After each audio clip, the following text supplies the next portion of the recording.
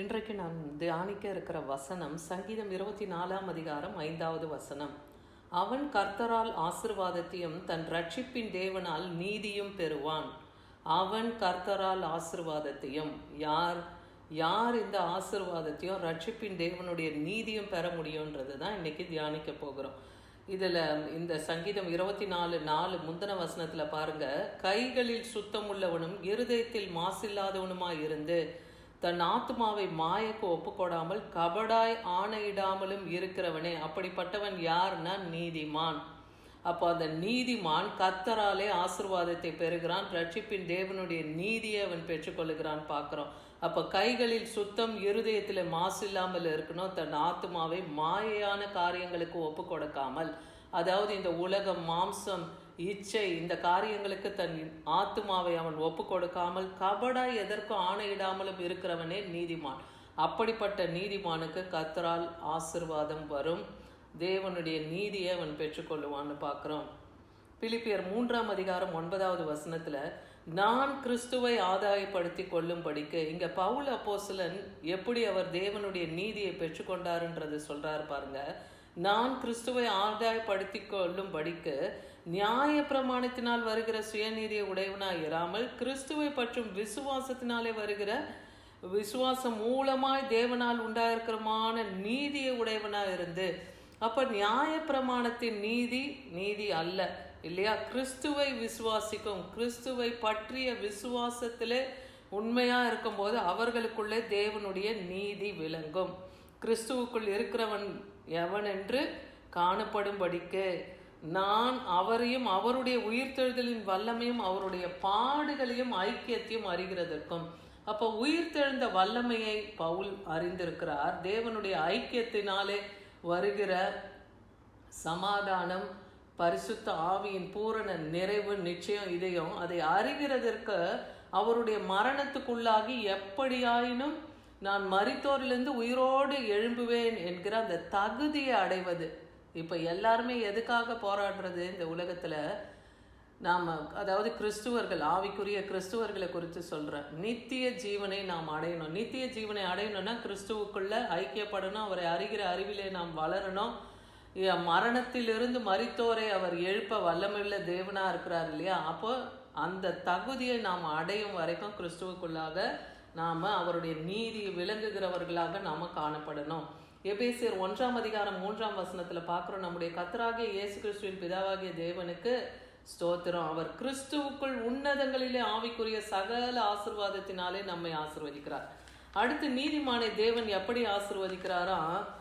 பிதாவாகிய தேவனுக்கு ஸ்தோத்திரத்தை செலுத்தணும். முதலாவது, அவர் கிறிஸ்துவுக்குள் உன்னதங்களிலே, கிறிஸ்துவுக்குள்ளே உன்னதங்களிலே யார் இருக்கா? பிதாவாகிய தேவன். அங்கே ஆவிக்குரிய சகல ஆசீர்வாதத்தினாலே அங்கே நிறைந்திருக்க. அந்த ஆசீர்வாதம் நீங்கள் கிறிஸ்துவை ஏற்றுக்கொள்ளும் போது, அவரை விசுவாசிக்கும் போது தான். அப்போ அவர் நம்மை எல்லா ஆவிக்குரிய சகல ஆசீர்வாதத்தினாலும் நம்மை ஆசீர்வதிப்பார்னு எபேசு பட்டணத்துக்கு பவுல் எழுதின நிருபத்தில் இவ்வாறு எழுதியிருக்கிறத பார்க்குறோம். தீத்து 3:4 வசனம் வரைக்கும் வாசிச்சிங்கன்னா, இங்கே நம்முடைய இரட்சகராக தேவனுடைய தயையும் மனுஷர் மேல் உள்ள அன்பும் பிரசன்னமான போது, தேவனுடைய தயவு மனுஷர்கள் மேலே இருக்கணும், அவருடைய அன்பும் அவருடைய பிரசன்னமும் நமக்கு வேணும் இல்லையா? அப்படி யார் தேவ அன்பை பெற்றுக்கொண்டு இருக்காங்க, தேவனுடைய பிரசன்னத்தில் இருக்கிறாங்களோ, அப்படிப்பட்ட பரிசுத்தவான்களுக்கு கர்த்தர் அவருடைய நீதியை தருகிறார், அவருடைய ஆசீர்வாதத்தை தருகிறார். நாம் செய்த நீதியின் கிரியைகள் நிமித்தம் அவர் நம்மை ரட்சியாமல் தமது இரக்கத்தின்படியே, நம்ம செய்கிற நீதியினாலே தேவன் நம்மை ரட்சிக்கிறவர் அல்லவாம் இல்லையா?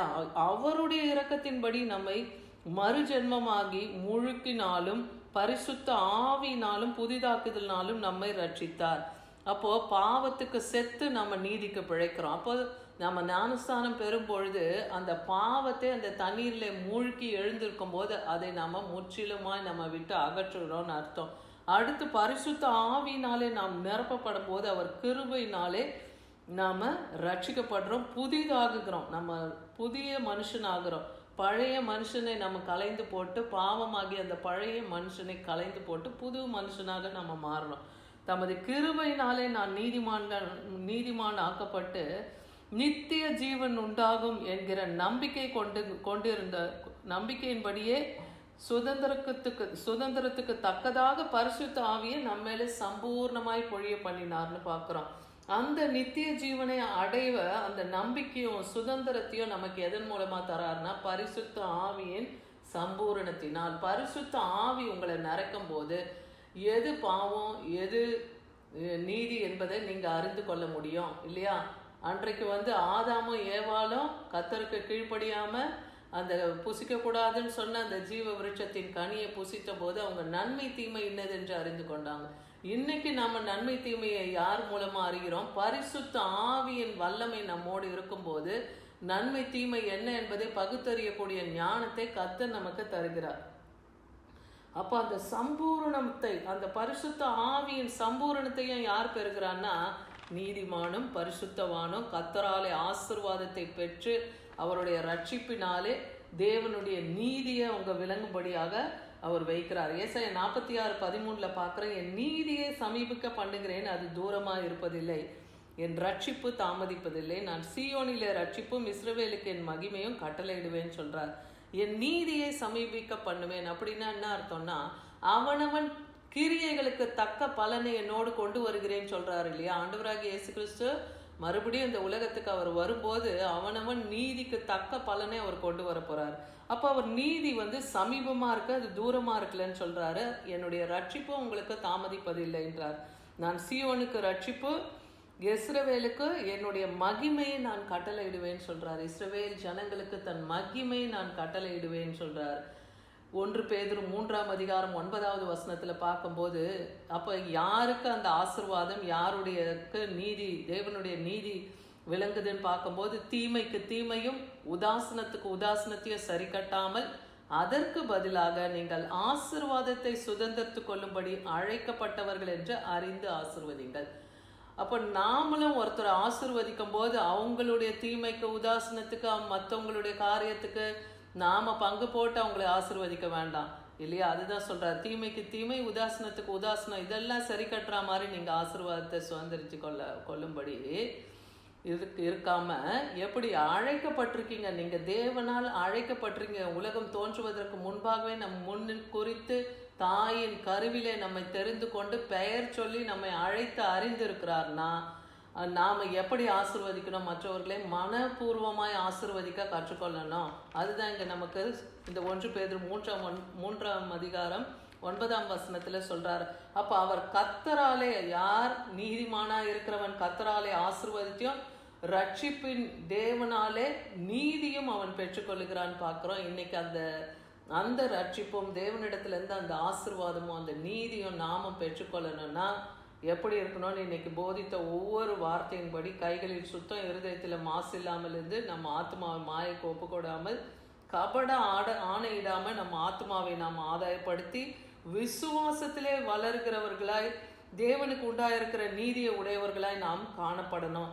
இதெல்லாம் நம்ம கரெக்டாக நம்ம செஞ்சுக்கினே வரும்போது அந்த நித்திய ஜீவனை அடைய நாம் தகுதி பெறுகிறோம்.